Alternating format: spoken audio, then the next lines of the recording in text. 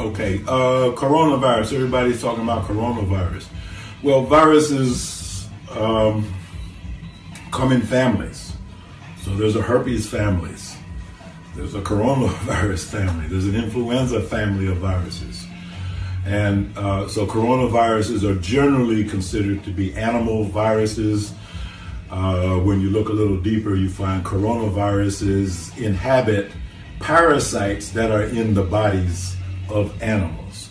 So therefore, in livestock industries, they have a big coronavirus problem because you can get things like feedlot fever among cattle, sheep, but especially pigs and other domestic animals that are not necessarily so clean. So that's a big problem. Coronaviruses infect animals. Sometimes you may get a human infection with coronavirus. That's somewhat rare. Some of the common colds that people have had are due to coronaviruses. Generally speaking, they have not proven to be extremely fatal. However, what we're dealing with now, the novel coronavirus, COVID-20,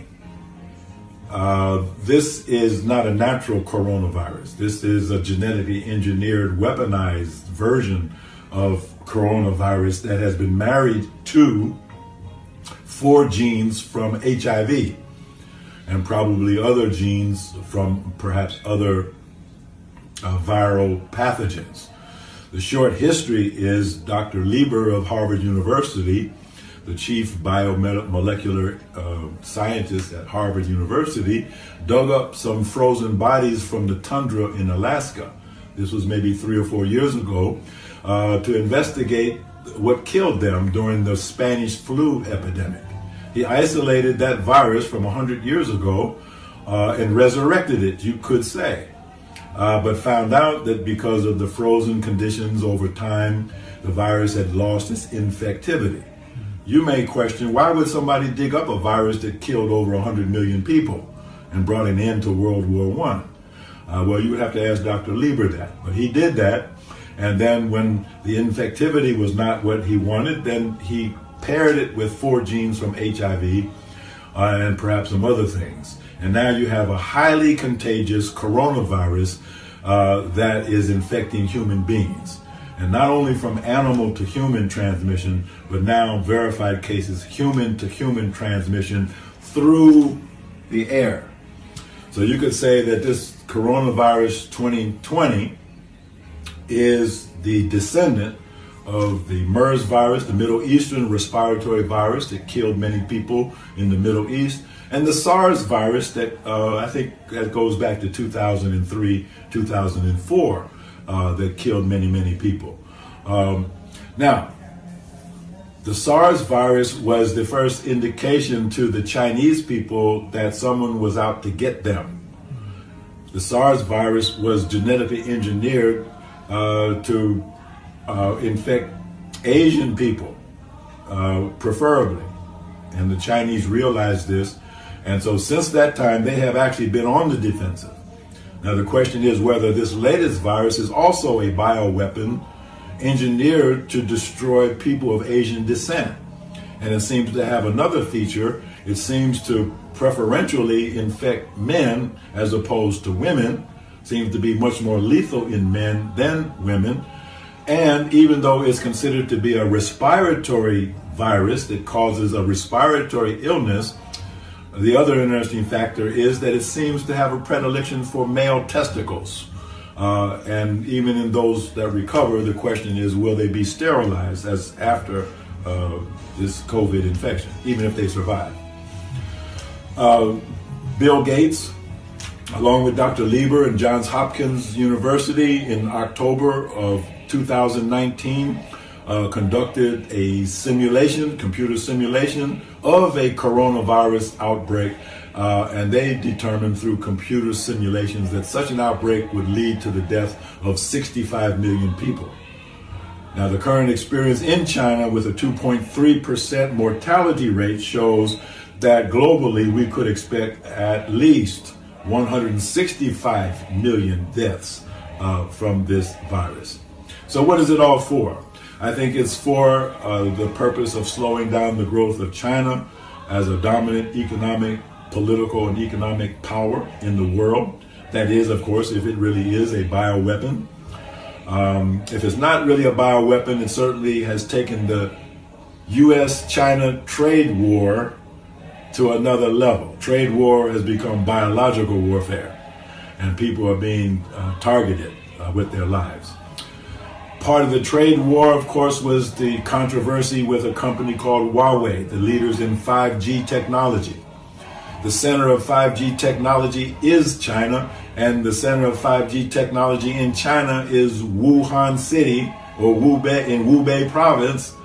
And when they turned on or switched on the most potent 5G network in the world in Wuhan City, that's when the epidemic broke out.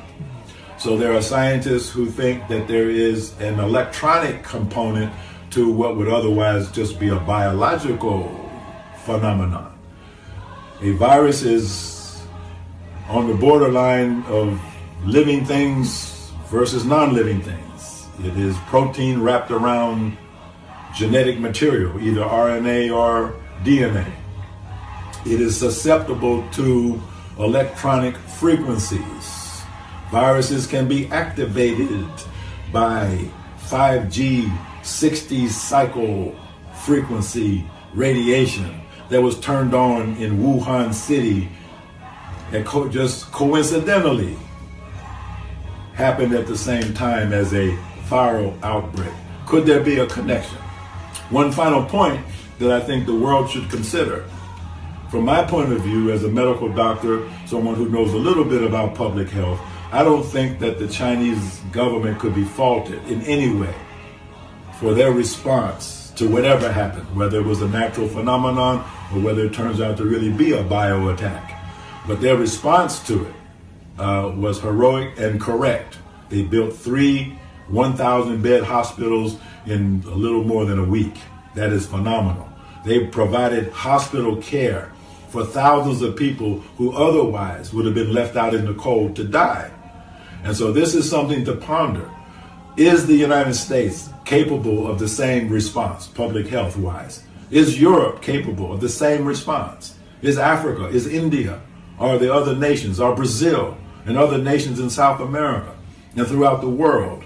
Is Japan, Korea, are they capable of the same heroic, monumental public health measures undertaken by the Chinese, who seem, optimistically I'm speaking now, they seem to have contained the spread of the virus in China through these drastic means. But suppose you had the same level of infection in New York City or Los Angeles or Chicago or some other major city in Europe. As we now see in Italy and Spain and Germany, cases breaking out. Well, this is the tip of the iceberg. 80-some cases now in Long Island, New York, in Los Angeles, in Texas, and other places. People under quarantine. We don't know how many people are really infected because the CDC has only given a little more than 400 tests total. So if they're reporting 50 or 60 cases, that sounds like a small number, and it is, but you'd only tested 400 people. So how can you be sure about the total number of infections in the country? You can't be. So all precautions must be in order. Facial masks are not going too far. Frequent hand washing is not going too far. Avoiding contact with public surfaces is not going too far. Avoiding public gatherings is not going too far.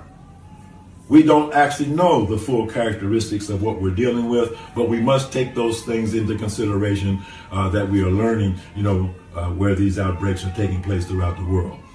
A weak Clorox solution, a cap full of Clorox in a gallon of water, can be used as a disinfectant on surfaces. I use essential oils mixed in water, things like geranium and other essential oils, eucalyptus, camphor. These essential oils mixed in water, sprayed in a house, will keep germs at bay. These are old-fashioned, traditional methods.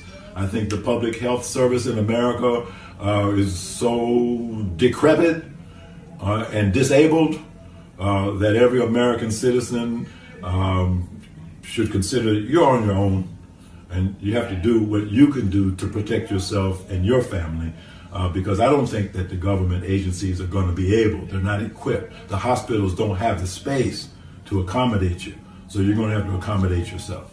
Well, the question about whether or not this COVID-20 coronavirus is natural or man-made, I think that the fact that it is man-made is beyond question right now. I think the genetic sequences that have been done throughout the world shows that it did not have a natural origin. You can't naturally combine HIV genes with coronavirus genes. That just doesn't happen in nature. However,